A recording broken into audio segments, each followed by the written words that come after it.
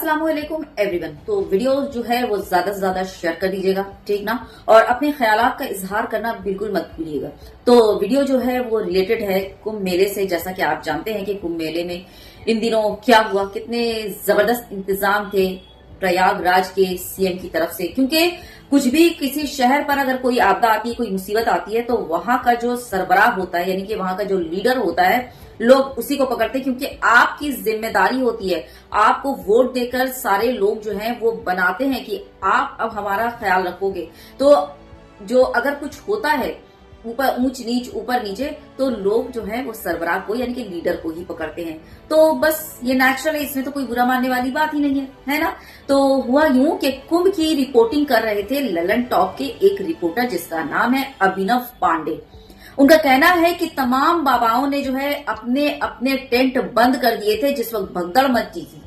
सनातनी जो एक दूसरे को भाई के हम ही लोग जो है वो भाई और जगाने वाले जो हिंदू थे, वो खुद जो है अपने हिंदुओं को जो है वो लावारिस छोड़ देते हैं। नेताओं ने जो है वो अकेला छोड़ दिया और बाबाओं ने तो लावारिस ही छोड़ दिया, जाकर अपना टेंट बंद करके आराम से लेट गए। बड़े बड़े टेंट हैं बाबाओं के, सबने गेट बंद कर लिए थे। तुम मर जाओ मिट जाओ, हमें कोई घंटा फर्क नहीं पड़ता। तब काम आता है कौन? हमारे देश की गंगा जमनी तहजीब। और जब हिंदुओं के ही अपने बाबा और बड़े बड़े दावे करने वाले नेता ने कुंभ में आए श्रद्धालुओं के को मरने के लिए छोड़ दिया, तब इस देश का कौन काम आता है? वही मुसलमान आगे बढ़ता है जिसको बहिष्कार किया जाता है। वही मुसलमान आगे बढ़ता है जिसको कुंभ के मेले में बैन किया जाता है। वही मुसलमान आगे बढ़ता है जिससे कावड़ के वक्त जो है उसके कारोबार को ठप कर दिया जाता है और कहा जाता है कि मुसलमान से सामान मत खरीदो, ये थूका हुआ है, चाटा हुआ, पता नहीं क्या क्या अल्लम गल्लम इल्जाम लगाते हैं। तो ऐसी जब भी आपदा आती है, जब इनके खुद के अपने लोग इन्हें मारते कुचलते आगे बढ़ते अपनी जान बचाते हुए, और इनके जो अपने सगे संबंधी इन्हें छोड़कर मरता छोड़कर हट जाते हैं, तब काम आता है हमारे देश की गंगा जमनी तहजीब और हमारे देश का मुसलमान। तब ऐसे में हमारे देश का मुसलमान आगे बढ़ता है और दिलो जान से उन मरते हुए लोगों की मदद करता है, खुश दिली से, जबरदस्ती नहीं, खुश दिली से, खुद से आगे बढ़कर। जी हाँ, चलिए वीडियो देख लीजिए। और अगर कोई अपने रोजगार के लिए आना चाहे, दुकान लगाने के लिए, भाई रोजी रोटी कमाना, तो सबका हक है ना। 45-50 करोड़ लोग आएंगे, तो अगर कोई मुस्लिम भाई भी अगर अपनी रोजी रोटी कमा ले तो उस पर भी लोगों को आपत्ति हो रही है। तो कुंभ से पहले क्या भूखे मर रहे थे? कुंभ से पहले आपकी रोजी रोटी नहीं चल रही थी?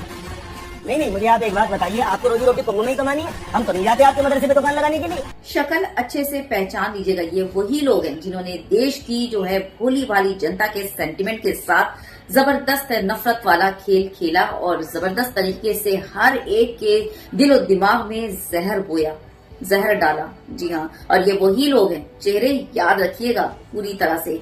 आज जब कुंभ पर इतनी बड़ी मुसीबत आई और जो है वो सारे के सारे ये जो है गटर में छुपे पड़े हैं। इनको सामने आना था, है ना, अपने भाइयों की मदद करनी थी, लेकिन पता नहीं कहाँ छुपे पड़े हैं, किस बिल में घुस गए। निकलो बाहर, मदद कर रहे हैं, आओ अपने जो है वो भाइयों की, अपने लोगों की। कुंभ से पहले भी मुसलमान खा रहा था और कुंभ के बाद भी मुसलमान खाएगा, क्योंकि मुसलमान जो है वो कभी मेहनत से पीछे नहीं हटता। समझ गए ना।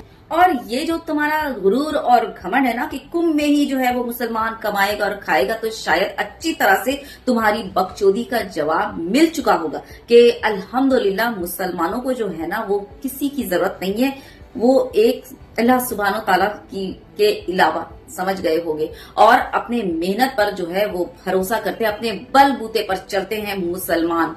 और इतनी तो हैसियत है कि अफसर में जो तुम लोगों का आपदा बना ना, उसमें तुम्हारे लोगों माई जो वर्ड, ठीक ना, तुम्हारे लोगों की मदद कर सके, तुम्हारे लोगों को खिला पिला सके और रख सके। अल्हम्दुलिल्लाह। अगर इस कुंभ से कुछ सबक मिला हो तो सुधर जाना, वरना इससे भी ज्यादा खराबी होगी हमारे देश के हिंदू भाइयों की। और वजह कौन होंगे आपको पता है? इन जैसे नफरती जो है पाखंडी नफरत फैलाने वाले बाबा, कुछ हमारे नेता और कुछ जो है नफरतिया गैंग के नफरतिया चिंटूज। तो इन लोगों की बात में आकर आप देख चुके हैं कि देश का मुसलमान क्या है और कैसा है। बार बार एक चीज को परखी नहीं जाती और बार बार धोखा नहीं खाया जाता। और अगर बार बार आप एक ही गलती दोहराते रहेंगे तो फिर आप अपनी खराबी की और आप अपने नाश का जिम्मेदार खुद होंगे, है ना। एक गलती बार बार दोहराई नहीं जाती है ना। तो बस बोलने का मतलब यह है, जिसकी जो जगह है आपने देख लिया और परख लिया, उसको उसकी जगह बैठाइए, ठीक ना। और एक बात जहन नशी कर लीजिएगा, याद कर लीजिएगा कि अगर हमारे देश का हिंदू परेशान होगा तो ये मत सोच लीजिएगा कि मुसलमान जो है उनको परेशान देखकर खुश होगा, बिल्कुल नहीं।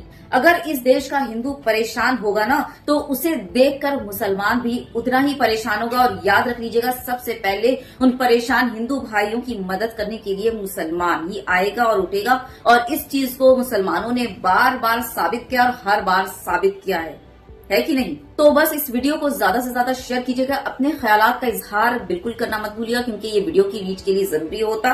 और चैनल सब्सक्राइब कर दीजिएगा, वीडियो अच्छी लगी हो तो एक लाइक तो बनता है, शेयर तो जरूर ही कीजिएगा, शेयर करना बिल्कुल मत भूलिएगा।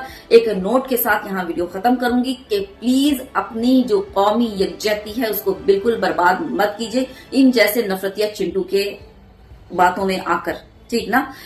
एक रहिए, साथ मिलकर हाथ में हाथ मिलाकर चलिए। और दूसरी बात, सबसे जरूरी और अहम बात, अपने अपने मजहब को फॉलो कीजिए, ना हमें आपका देखना ना आप हमें देखिए, अपने अपने मजहब को फॉलो कीजिए और जो है वो आगे बढ़िए। हमारे देश को आगे बढ़ाने में हम दोनों को ही एक दूसरे का हाथ और एक दूसरे का साथ चाहिए। बस इसी नोट के साथ यहाँ खत्म कर रही हूँ। बहुत ज्यादा अपना ख्याल रखिए। जय हिंद, अल्लाह हाफिज।